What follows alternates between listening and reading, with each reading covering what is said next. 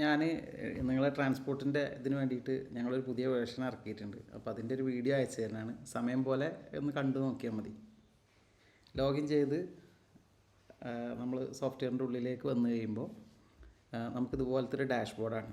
ഈ ഡാഷ്ബോർഡിൽ മുഴുവനായിട്ടും നമ്മളെ ട്രാൻസ്പോർട്ട് വെഹിക്കിളും അതിൽ കൂടുതൽ പ്രോഫിറ്റ് കിട്ടുന്നതും അതിൻ്റെ നെറ്റ് പ്രോഫിറ്റ് മാർജിനും അതിൻ്റെ നമ്മളെ മാർജിൻ പെർസെൻറ്റേജ് എന്ന് വെച്ചാൽ സീറോ കോസ്റ്റ് ഉള്ളതൊക്കെ ഉണ്ടല്ലോ, നമ്മളെ ഓൺ വെഹിക്കിളിൻ്റെയൊക്കെ മാർജിനൊക്കെയാണ് ഇവിടെ ഈ കാണിക്കുന്ന ഗ്രാഫുകളെല്ലാം. ഇത് നമ്മുടെ ടോപ്പ് പ്രോഫിറ്റ് കോൺട്രിബ്യൂഷൻ ചെയ്ത ഫ്ലീറ്റ് പ്രോഫിറ്റ് റാങ്കിങ്. അപ്പോൾ ഈ വെഹിക്കിളാണ് ലോറി, നമ്മളെ 6887 ETA എന്ന് പറഞ്ഞ വെഹിക്കിളാണ് കൂടുതൽ പ്രോഫിറ്റ് കിട്ടിയത് നമ്മളെ എൻട്രി ബേസിൽ കേട്ടോ. അപ്പോൾ ഞാനിതിൽ ഒരു എക്സൽ ഫയൽ ഉണ്ടായിരുന്നു എനിക്ക് നിങ്ങൾ പ്രൊവൈഡ് ചെയ്തത്. അപ്പോൾ അതിനെ ബേസ് ചെയ്തിട്ടൊരു ഡാറ്റ നമ്മൾ സോഫ്റ്റ്വെയറിലേക്ക് ഇൻസേർട്ട് ചെയ്തതിൻ്റെ ഭാഗമായിട്ട് കിട്ടുന്ന റിപ്പോർട്ടാണ്. തുടങ്ങിയ ഈ ഡാഷ്ബോർഡിൽ തന്നെ നമ്മൾ അത്യാവശ്യം കാര്യങ്ങളെല്ലാം നിങ്ങൾക്ക് മനസ്സിലാവുന്ന എല്ലാ കാര്യങ്ങളും കാണിക്കുന്നൊരു വിൻഡോ ആയിരിക്കും ഇത്. അതിന് പുറമെ നമ്മൾ റിപ്പോർട്ടിലേക്ക് പോയി കഴിഞ്ഞാൽ നമുക്കുണ്ട് ട്രാൻസ്പോർട്ട് ട്രിപ്പ് റിപ്പോർട്ട്സ്. അപ്പോൾ ഇവിടെ ഈ transport trip day book detail എന്ന് പറഞ്ഞ റിപ്പോർട്ടുണ്ട്. ഇപ്പോൾ ഞാനിതിൽ എൻ്റർ ചെയ്തിരിക്കുന്നത് ജൂണിലുള്ള നിങ്ങൾ തന്ന ഒരു ഡാറ്റയാണ്. അപ്പോൾ അതിനെ ബേസ് ചെയ്തിട്ട് തന്നെ നോക്കിയാൽ ജൂൺ 1 മുതൽ നമ്മളൊരു ജൂൺ 30 വരെ നമ്മൾ വ്യൂ റിപ്പോർട്ട് എടുത്തു കഴിഞ്ഞാൽ കേട്ടോ, ഇതിനകത്ത് കാണുന്ന റിപ്പോർട്ടുകളെല്ലാം നിങ്ങളെ ട്രിപ്പ് ID പോലെയുള്ള അതിനകത്ത് എക്സലിൽ എന്തൊക്കെ നിങ്ങൾ തന്നിരുന്നോ അതേ സംഗതികളെല്ലാം ഇതിൽ ഞാൻ മാക്സിമം ഇൻക്ലൂഡ് ചെയ്തിട്ടുണ്ട്. മാനുവലി എൻ്റർ ചെയ്തതാണ്, അതിനകത്ത് ചിലപ്പോൾ ഇതൊക്കെ വരാം. എങ്കിൽ കൂടി പിക്കപ്പ്, ഡ്രോപ്പ്, കോസ്റ്റ് ഇപ്പോൾ ഈ കോസ്റ്റ് എന്ന് പറയുന്നത് സപ്ലയർ ഉള്ളതായിരിക്കും. ഇപ്പോൾ നിങ്ങൾ ഔട്ട്സൈഡ് വെഹിക്കിൾ നിങ്ങൾ പറയുന്നുണ്ടല്ലോ, അപ്പോൾ അങ്ങനത്തെ ഇത് വരുന്നതാണ്. ഓക്കെ, പിന്നെ മാർജിൻ ഇതിലുള്ള അതേപോലെ തന്നെ ഇതിൻ്റെ ടോട്ടൽ, ഇങ്ങനെയുള്ള എല്ലാ സംഗതികളുമാണ് ഈ റിപ്പോർട്ടിനകത്ത് വരുന്നത്. ഓക്കെ, ഇനി നമുക്ക് അടുത്ത റിപ്പോർട്ട് എന്ന് പറയുന്നത് ഒരു ഇമ്പോർട്ടൻറ്റ് റിപ്പോർട്ടുള്ളത് ഇവിടെ ഉണ്ട്. ഇത് റിപ്പോർട്ടിൽ ട്രാൻസ്പോർട്ട് വെഹിക്കിൾ പ്രോഫിറ്റ് അനാലിസിസ്. ഇതൊരു നല്ല റിപ്പോർട്ടിംഗ് സിസ്റ്റമാണ്.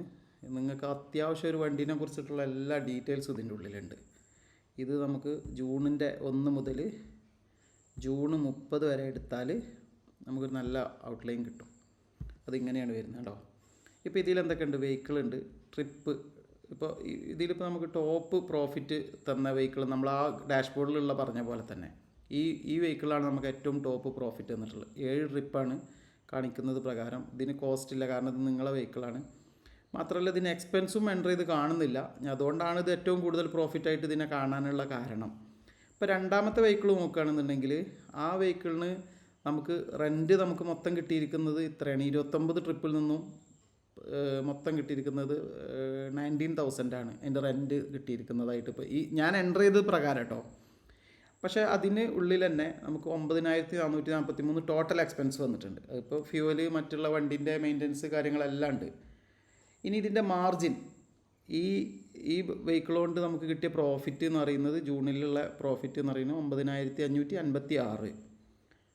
ഇനി ഇതിൽ കണ്ടോ ഒരു പ്രോഫിറ്റ് ഷെയർ ഉണ്ട്. ഇത് ഭയങ്കര ഇമ്പോർട്ടൻ്റ് ആണ്. അതായത് നമ്മൾക്ക് കിട്ടിയ മൊത്തം പ്രോഫിറ്റിൻ്റെ ജൂണിൽ നമുക്ക് കിട്ടിയ മുഴുവൻ പ്രോഫിറ്റിൻ്റെ 9.49% ഇതിനകത്ത് ഞാൻ എൻ്റർ ചെയ്ത ഡാറ്റ ബേസ് ചെയ്തിട്ട് നോക്കുകയാണെന്നുണ്ടെങ്കിൽ ഈ വെഹിക്കിളിന് 10% നമ്മളെ പ്രോഫിറ്റിൻ്റെ 10% ഈ ഒരൊറ്റ വണ്ടിയിൽ നിന്നാണ് നമുക്ക് കിട്ടിയിട്ടുള്ളതെന്നാണ് ഇത് കാണിക്കുന്നത്. അതായത് ഇതിൻ്റെ മാർജിൻ എന്ന് പറയുന്നത് നമുക്ക് മൊത്തം ഓടിയ എമൗണ്ടിൻ്റെ 50% നമുക്ക് ലാഭമാണ്.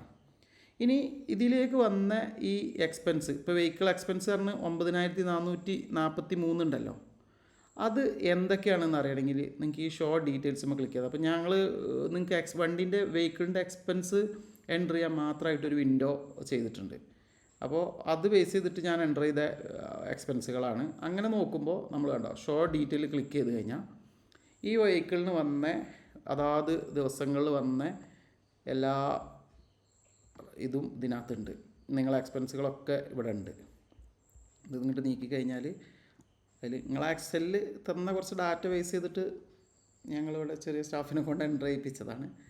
കണ്ടോ, ഇതൊക്കെ അതിനെ ബേസ് ചെയ്തിട്ടാണ്. സ്റ്റാറ്റസ്, പെയ്ഡ്, അപ്പോൾ ഇങ്ങനെ ഓരോരോ എക്സ്പെൻസുകളുണ്ടാവും. റൂം പോലുള്ള സ്റ്റിക്കർ വർക്ക്, ഓയിൽ ചേഞ്ച്, ഇതൊക്കെ ഈ ഒരു വെഹിക്കിളിനെ ബേസ് ചെയ്തിട്ട് മാത്രമുള്ളതാണ്. അപ്പോൾ ഇങ്ങനെ ഡീറ്റെയിൽസ് എല്ലാം കിട്ടും. അങ്ങനെ ടോട്ടൽ എക്സ്പെൻസ് വന്നിരിക്കുന്നത് ജൂണിൻ്റെ ഇത്രയാണ് വരുന്നത്. ഇത് ജൂണിൽ തന്നെയാണ് എന്നുള്ളത് തന്നെയാണ്.